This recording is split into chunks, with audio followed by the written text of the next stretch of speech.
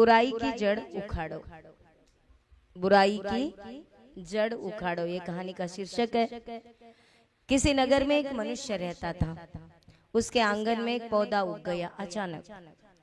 कुछ दिनों बाद वह बड़ा हो गया और उस पर बहुत सुंदर सुंदर कलर वाले फूल आ गए, फल आ गए। और एक दिन एक फल पककर नीचे गिरा। उसे एक कुत्ते ने मुंह में लेकर गया, भगने लगा। देखते देखते कुत्ते ने वो खाया और उसके प्राण पखेरु उड़ गए, वो मर गया कुत्ता। मनुष्य ने सोचा होगी कोई बात, उसका ध्यान फल की ओर नहीं गया। कुछ समय बाद पड़ोसी का एक बेटा आया। बढ़िया फल समझकर उसने वो ले लिया, मन ललचाया और ले लिया और खा लिया। उसने एक फल तोड़ा और उसने भी दांतों से जैसे खाया, काटा, वैसे उसके प्राण पखेरु उड़ गए। अब मनुष्य ने समझ गया कि कुत्ता यही लेकर भागा था, इसलिए मर गया, मतलब खाया तो। अरे इस लड़के ने भी खाया तो समझ गए ये विष वाला वृक्ष है। उसे बहुत गुस्सा आया, उस पेड़ का इतना गुस्सा आया, इतना गुस्सा आया, उसने कुल्हाड़ी ली और वृक्ष के सारे फल क्या किए, काट काट कर नीचे गिरा दिए।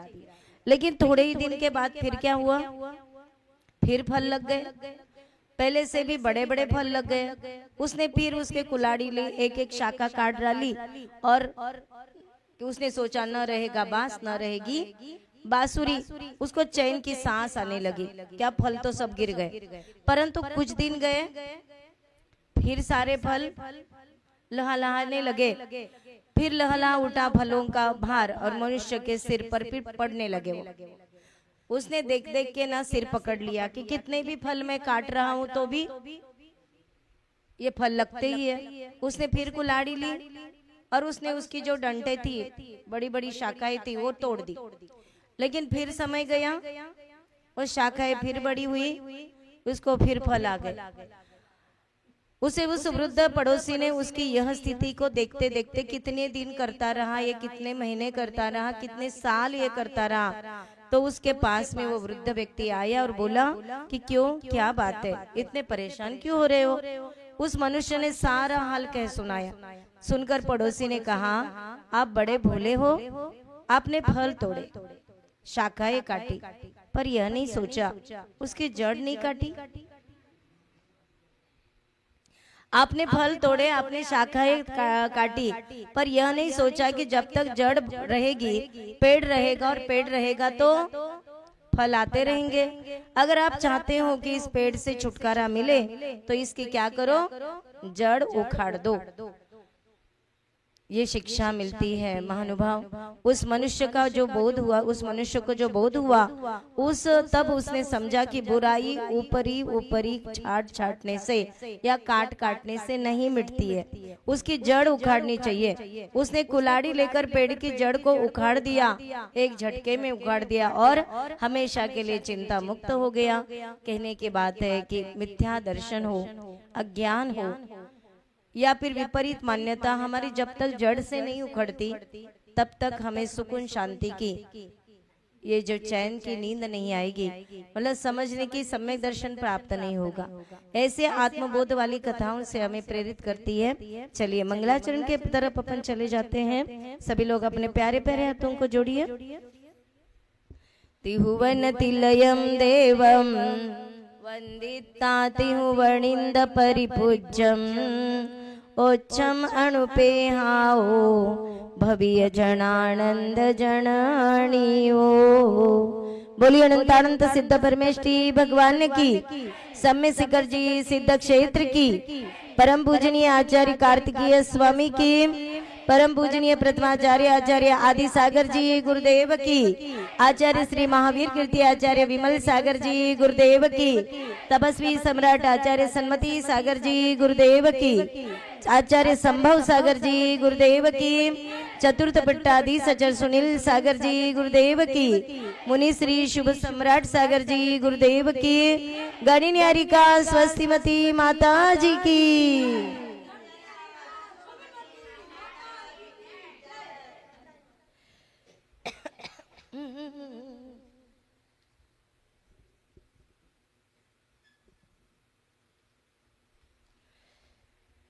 कार्तिक अनुप्रेक्षा महाग्रंथ की महा आराधना के अंतर्गत हमारी धर्मानुपेक्षा इस प्रकरण का हम विस्तार से समझ रहे। इसमें हम 11 प्रतिमा के प्रकरण में दूसरी व्रत प्रतिमा के अंतर्गत अहिंसा व्रत की बात की थी। यमपाल चांडाल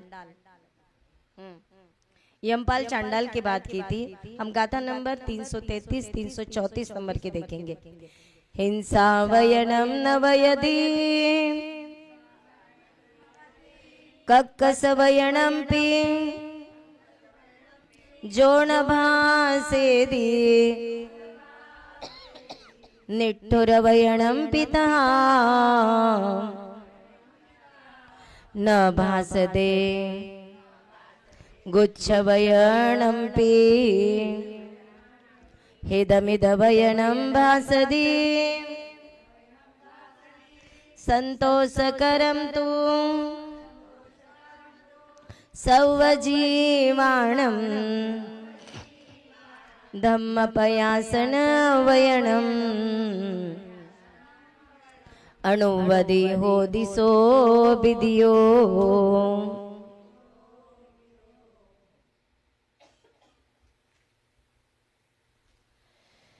आचार्य भगवान यहाँ पर कहने लगे हैं कि जिस प्रकार से कल चांडाल की ये कहानी बता दी कि उस चांडाल ने एक चतुर्दशी को मैं किसी जीव को नहीं मारूंगा इतना सा नियम लिया। पत्नी ने भले ही इशारा कर दिया क्योंकि चतुर्दशी का दिन था। राजकुमार को फांसी की शिक्षा राजा ने सुनाई थी और यमपाल चांडाल ने घर आके बोल दिया कि सुन, अपनी घरवाली को बताया कि आज राजा का कोई ना कोई तो आएगा और मुझे बुलाकर ले जाएगा। आज राजकुमार की फांसी की शिक्षा की ये सुनावनी हुई है, तो तू उनको बोल देना कि मैं घर में नहीं हूँ। लेकिन राजा का वो आदमी आया और उसने यमकाल को पूछा कि मतलब यमकाल की पत्नी को पूछा कि यमपाल कहाँ पर है, तो उसने कहा कि बाहर गए। जैसे ही कहा उसने, अरे रे कैसे ये अभागा है, आज तो राजकुमार की फांसी है और आज तो ढेर सारे राजकुमार के ऊपर जितनी ज्वेलरी है, जितना रत्न है, वो सब मिलने वाला था। कैसा यमपाल का नसीब है। जैसे ही पत्नी को पता पड़ा तो उसने कहा, इशारा किया, अंदर इशारा किया और मुंह से क्या बोल रही है कि वो तो बाहर गए हैं, वो तो बाहर गए। सिपाही ने उसको बाहर ले लिया और उसने कहा, झूठ बोलते हो, चलो अंदर, चलो राज के दरबार में। राजा के दरबार में यमपाल को लेके गए और राजा ने ये पूछा कि तुमने झूठ क्यों बोला, तुम्हारी पत्नी झूठ क्यों बोल रही, तुम दुबक के अंदर क्यों बैठे थे। तो उसने कहा कि राजन, आज 14 है और 14 के दिन में हिंसा नहीं करता। कौन बोल रहा है? चांडाल। जैन नहीं है, हिंदू नहीं है, वो ब्राह्मण नहीं है, सोच लो, चांडाल है, अस्पृश्य है। और वो जब बोला तो राजा ने इतना हंसी मजाक किया कि तुम्हारा व्रत कोई होता है क्या? चांडाल भी कोई व्रत करता है क्या? उसने कहा, राजन मैंने तो कर लेता हूँ, इसलिए मैं करता हूँ कि एक दिन मुझे सांप ने डस लिया था और मैं सांप ने डसने के कारण मेरे होश पूरे उड़ गए थे। उसी समय कोई रिद्धिधारी मुनिराज थे और वो वहां पर तपस्या कर रहे थे। उनके हवा के झोंके से मेरे ऊपर हवा का वो प्रकार हुआ और उसके कारण मैं बच गया। उसी दिन मैंने उन गुरुदेव से ये व्रत लिया है कि मैं चतुर्दशी के दिन कभी किसी जीव को नहीं मारूंगा। तो उन्होंने कोई बात नहीं, एक दिन के लिए चलता है। उसने कहा नहीं चलता है। राजा को बहुत गुस्सा आया, इतना गुस्सा आया, इतना गुस्सा आया कि राजा ने क्या कर दिया, राजा ने उसको नीचे कुएं में फिकवा दिया। लेकिन चमत्कार ये हो गया कि अहिंसा के और चतुर्दशी पर्व का ये संभालने के कारण उसका सिंहासन बन गया और राजा का सिंहासन उसको मिला। ऐसा हुआ, इतना सोचकर उसने सोचा कि सिर्फ एक ही दिन तो पालन करता हूँ और एक ही व्रत का मैं पालन करता हूँ, तो इतना बड़ा चमत्कार हो सकता है, तो फिर और क्या। इसलिए मैंने आजीवन ये भी लिया, आगे के बहुत सारे व्रत मैंने लिया।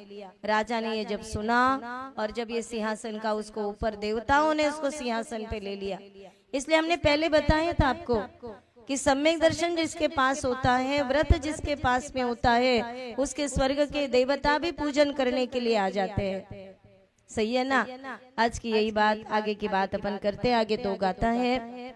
उस 2 गाथा में अनुव्रत का स्वरूप बताने वाले, जो हिंसा का वचन नहीं कहता, कठोर वचन नहीं कहता, निष्ठुर वचन नहीं कहता और दूसरे की गुप्त बात को प्रकट करता तथा हित मित वचन बोलता है, दूसरों की गुप्त बातों को प्रकट नहीं